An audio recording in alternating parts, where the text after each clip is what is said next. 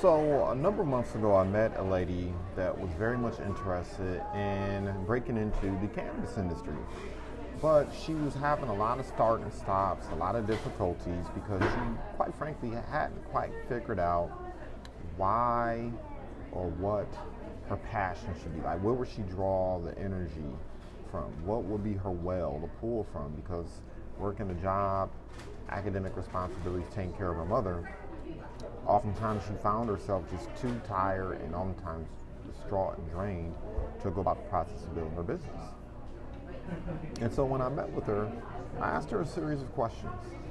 One of the questions I asked her was why she started a business in the first place. And of course, she gave the typical response that a lot of entrepreneurs give, right? The response that makes them feel good and sound good for the other people around her. And her response was because I just believe the cannabis industry should be a mechanism to help African Americans get back on their feet, particularly after they were penalized for their love of the cannabis industry historically. And I said, that's a pretty good response. And I asked her again, why are you interested in the cannabis industry? She says, well, I enjoy cannabis. I grew up in the culture of cannabis, and I want to utilize cannabis as a vehicle to give people jobs and to help people achieve their goals and dreams, particularly those individuals who might have felonies or misdemeanors who are locked out of broader economy. I said, what, that's fantastic. That's great. I was like, that's not good enough. That's not your real reasons for getting involved. And then she finally broke down and told the truth after I asked the question several iterations later. She got real quiet. And I said, look, you are not going to be able to build this business with all the time constraints and financial strains that you're under, because getting in the cannabis industry is pretty expensive, unless you really have a well to draw on. You have to be really motivated. You have to have a passion and desire for it. They'll propel you to do the work even when you don't feel like it, even when it's inconvenient, even when BS.com transpires. And so she finally broke down. This is what she said. She said, one day I came home and I had some edibles. And she had left the edibles on the table. And she went to bed. And she didn't realize it, but her mother, who had been ill, so ill, so physically diminished that she oftentimes would not even leave the living room, and she needed help going to the bathroom. So she's basically sitting in a chair. Her life existed in pretty much an easy boy chair, sitting in the living room, watching television all day, having food brought to her. Just never really left that room because she was under so much pain, and psychologically she was so diminished as well that she just really didn't have a desire to leave that space. But she said one day she went to bed once again after leaving the edibles on the table, and her mother basically had consumed the edibles because she noticed the edibles were missing. Nobody else was in the space. It had to have been her mother, right? And she said the following day, her mother actually got up from her chair and went to the bathroom by herself. And it was like, I wonder what's going on here, right? Because usually she needs help. It was a process to get her to the bathroom. But this particular day, her mother actually was able to do it herself. And she noticed her mother's demeanor had completely changed. She was more active. She was more engaged, more conversational. She was more involved in their conversations when they were speaking.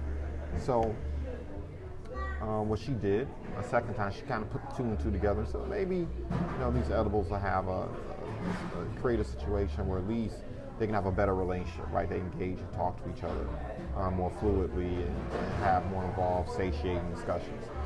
So she went out and got some edibles again a couple days later, and she left it on the table. And, once again, her mother went to the table and consumed the edibles. And she said a couple days later, her mother was not only getting up and going to the bathroom by herself, but she was actually walking around the apartment.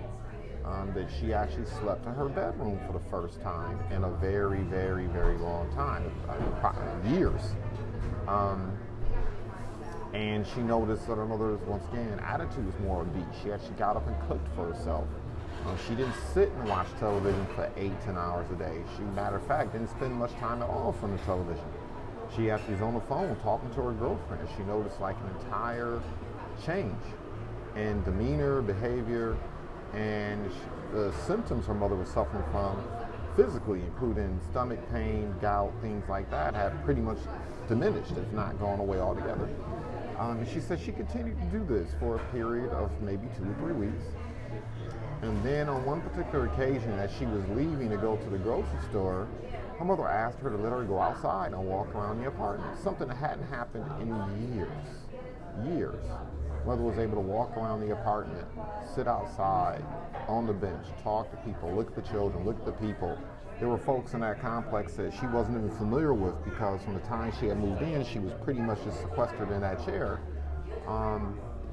And then a couple of days later, her mother actually asked her if she could go to the grocery store with her. Now, her mother hadn't been to a grocery store. She hadn't been anywhere outside that apartment for a number of years once again. Just the pain of movement and getting around. And I guess, obviously she may have felt some kind of way about herself because of her appearance, et cetera, hygiene, et cetera. But she said now her mother actually wanted to go to the grocery store. So she took her to the grocery store. And normally what would have been a scary ordeal, right? What's going to happen when we get to this grocery store? How is she going to manage? How is she going to be okay with this situation? How is she going to be able to navigate a grocery store? All those concerns were alleviated in the first couple of moments. She negotiated all the moves she needed to make, walking up and down the aisles, making decisions, just being involved at the grocery store. It turned into one of the most satisfying and rewarding and memorable experiences she had with her mother in years as a result. Well, one particular morning she was alarmed. She had woken up and not only had her mother eaten edibles, not only had she been walking around the apartment, but she actually left the apartment unsupervised. And she hadn't gone anywhere. She went from sitting outside the apartment to literally walking a route around the apartment. She was like getting exercise. She was kind of walking at a really good pace or gait. And then slowly what transpired, of course, is her friends, her mother's friends began to notice, as well as her friends, that her mother all of a sudden had gone through this transformation, literally in a span of maybe 2 to 3 months. And she said it was life-changing. She said, all of a sudden she started getting requests for individuals, older women, who wanted to experience what her mother experienced. They wanted these edibles. And they, more importantly, wanted something they could use to help transform the elderly, their parents, who were suffering from similar conditions. Just reduce movement, reduce activity, reduce engagement, et cetera.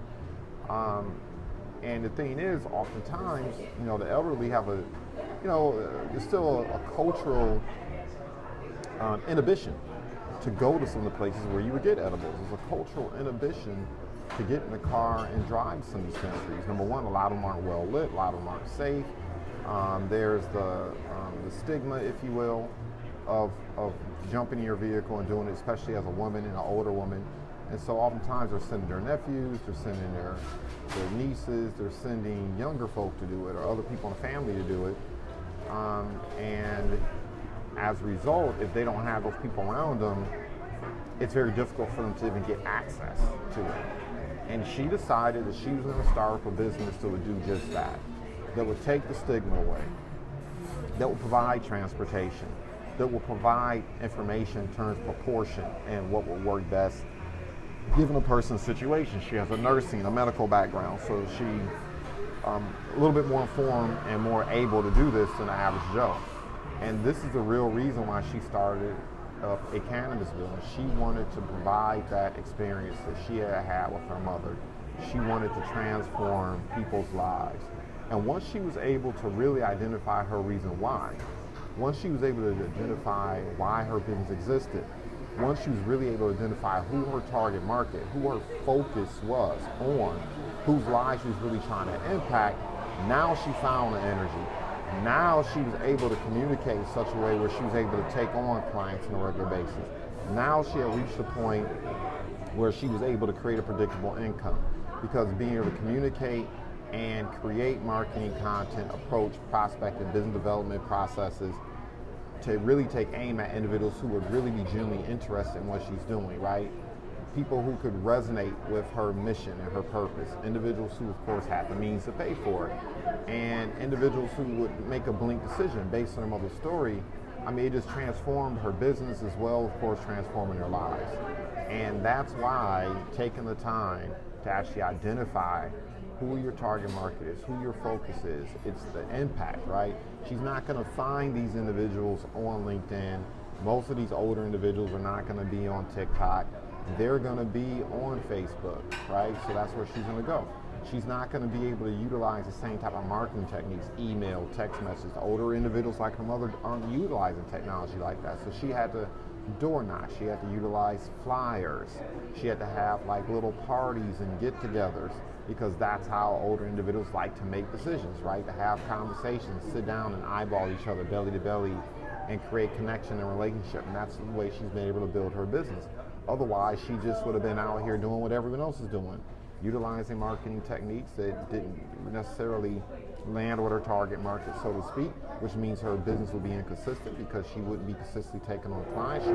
She wouldn't have had a competitive niche, if you will, or a competitive moat. She wouldn't have had a means to really separate herself from the competition, right? And this is why this process is so absolutely important.